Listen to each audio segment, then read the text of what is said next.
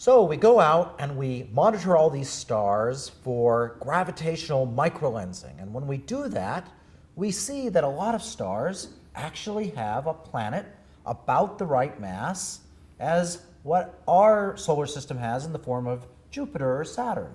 So this is great news. Yes, we're clearly finding things like our own.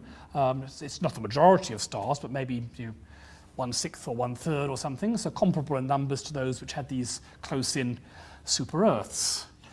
Right, but do we actually know these things for sure are Jupiter? I mean, we know there's a mass out there, but what else do we know about them? Well, that's the trouble. We don't know what orbit they're in. Given that closer-in ones are often in highly eccentric orbits, it could be these things are at the right separation to be Jupiters, but actually in orbits that will carry them very far in or very far out. So we're not totally sure we've found solar system analogues. I don't know how we're going to find that out. We'd have to monitor these things for 20 years, but of course you can't go back and re-observe a microlensing star. Yeah, you're never going to be able to find it, but we could use the radial velocity technique, for example. If we're patient, we just have to wait a couple decades and say, yep, that's what's going on. So at least time is on our side.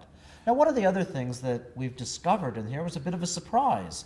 We keep on finding these short little blips that can really only be explained by there being these free-floating planets out there. That seems hard to imagine. I guess it's evidence for the billiards theory we were talking about earlier, about how we get these planets into these eccentric orbits and going backwards and close in.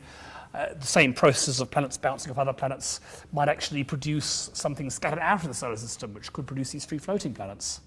Right, and so what do you think about the notion of these things harboring life? I mean, some people seem to me to get a little carried away with this life thing. Why would we think there would be life in these things? Well, I suppose there could be some little areas beneath some thick blanket that are warm enough, and if life got going really early on before they got scattered out, which would be pretty hard because there's going to be meteorite collisions all the time that early on, then maybe life could keep going out there, but it seems pretty far-fetched to me. Yeah, I don't think I'd be betting on it.